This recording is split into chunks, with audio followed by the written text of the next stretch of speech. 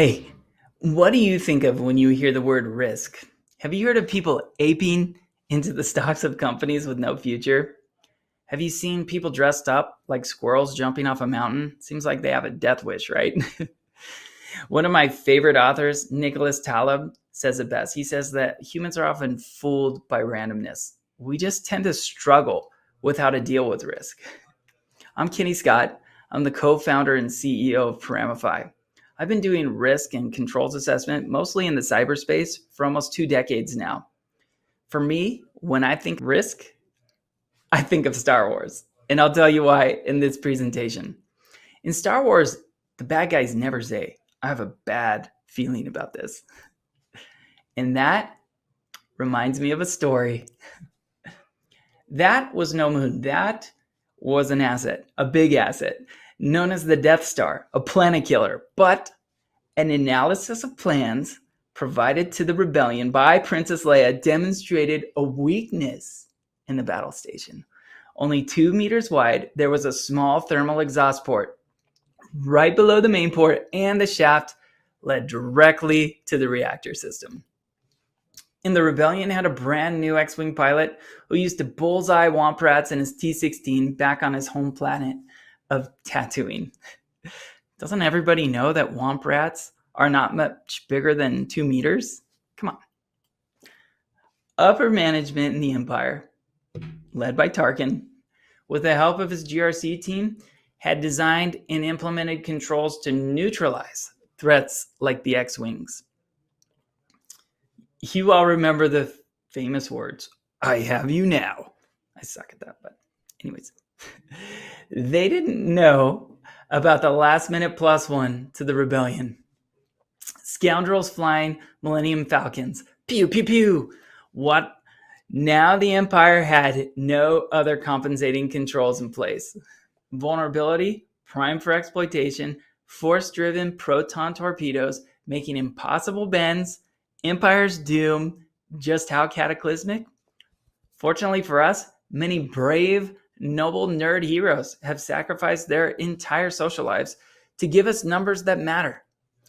And those numbers are something north of 92 sextillion, 193 quintillion, 195 billion intergalactic planetary credits. How can you not love Star Wars? So for me, when it's good, it's really good. And when it's bad, it's still pretty good.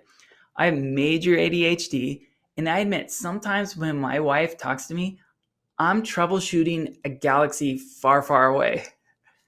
Here's a representation of an actual event. I'm serious. Why didn't the Empire put more controls around the thermal exhaust port? So I pondered it, and I decided that it came down to bad risk management. So what even is risk management? It involves 3 things, and I'm going to go over them in this section. There's inherent risk, there's risk treatment, and there's residual risk. Inherent risk is both the inherent likelihood and the inherent impact of a threat exploiting a vulnerability without any controls in place. We deal with finite resources in life. So borrowing from Ray Dalio, another one of my favorite authors, we can have almost anything we want in life, but we can't have everything. So once we've considered the inherent risk of something, we need to decide how we're going to deal with that inherent risk. We can mitigate the risk using controls, or we can totally redesign the process. This is a common way to deal with risk, and it's usually what's expected. If you're the Empire, TIE fighters, turrets, maybe redesign the exhaust ports so that they don't have a direct path to the reactor core. You can share risk like it's a pizza. Everyone gets a slice. So in tech, if you have a vendor where you host your data, you're sharing the data protection risks with them. You can transfer risk. So how do you think that Palpatine got funding for the second fully operational Death Star? Probably insurance, right? Maybe it's just a movie. You can accept the risk. So you see the risk, you shrug, You take another sip, meh, yeah, you're just not concerned. Or you can avoid the risk. It's just too scary and you're not going to go out there. This is like me when I was dating. These are the 5 ways that we look at risk treatment at Paramify. The residual risk is what we get after we've applied our risk treatment plan. So both the inherent likelihood and the inherent impact of a threat exploiting a vulnerability with controls in place. So we can't pin down the exact risk likelihoods. We can approximate. Same for risk impacts. So these scores hopefully offer some kind of sound launchpad for us making decisions. To err is human. None of us know the future, and risk management is a tool to help us navigate that unknown future. So in the next 2 sections, we'll talk about how risk managers use qualitative and quantitative methods for calculating risk to help management make sound strategic decisions. Qualitative risk assessments can be useful for quick and general risk assessments, okay? These are the most common form of risk assessment. Have you ever seen an audit committee slide? Looks kind of like a candy store heat map to me. We first measure risk likelihood, then its asset impact. So where is this handy? Let's say that you have never seen Star Wars and you didn't know anything about it. And let's assume you're kind of a prankster. That person, you're the prankster, right?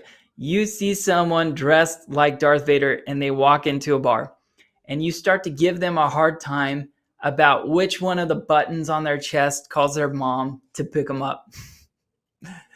And then you laugh hysterically. Us, we know better. We know that this kind of behavior is a bad bet. The color of the lightsaber signals the risk level.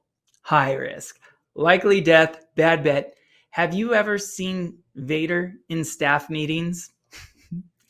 In qualitative risk assessments, quality depends on the experience of the assessor. But even quality assessments have limits. So let's go back to the thermal port exploit. What is the likelihood of this risk? About the same size of a Womp Rat compared to the size of the entire Death Star. Super low, right? But the impact, sky high, thanks to Galen Erso's hidden design trick. But on balance, just a moderate risk at the most in this method.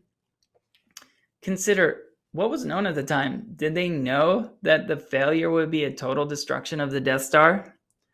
Probably not. And given the hubris of the Empire, it was probably just seen as low risk. You see, labels high, medium, low sometimes don't provide enough context for smart executive decisions. As a risk manager, you're trying to convince subjective people to make objective strategic decisions. So saying high and low and moderate, a lot of times not going to cut it. And if you're asking for major financial commitments, you'll need to have sound reasoning and data to back your recommendations. So this is where quantitative risk assessment can help aid qualitative risk assessment. This equation is a simple way of how you might quantify risk impact. Feel free to use it, but let's dissect it here. Let R equal risk impact, let T equal threat, V vulnerability, and A equal assets impacted. So what is P? That is the probability of a specific threat exploiting a specific vulnerability. So let's plug in our numbers to see if we can get some better data for the exhaust exploit risk. T is going to equal 1, V is going to equal 1, A is something north of 92 sextillion. I'm not going to go back and read that, but what is P? Our favorite charming smuggler and scoundrel, Han Solo, gives us the answer. It's 1 in a million. So let's just plug it in and see what we get. We get 92,193,000,000 intergalactic planetary credits. Not perfect, but maybe enough to consider a few adjustments. But the Empire didn't do this, and good news is the rebels destroyed them, right? So remember, risk assessments are not meant to be precise. We are trying to get an idea of the relative importance of certain risks so that we can be wise stewards of the resources we've been given. Enhancing risk assessments with quantitative risk impact analysis strengthens your executive influence as a risk manager. So let's talk about where I would bet the future of risk assessment is heading. The best risk managers in the future will look and perform a lot like the best risk managers today. It's my thought. In risk management, experience will always matter. Data will always matter. So we'll continue to use a mix of qualitative and quantitative risk assessment. But AI, that will likely give each risk manager their very own C3PO. Robots excel at calculating probabilities and doing it quickly. The future of risk management is bright, and I'm excited to see the new innovations that will result from AI in this particular field. That wraps up this video on what Star Wars teaches us about risk. I hope you enjoyed it.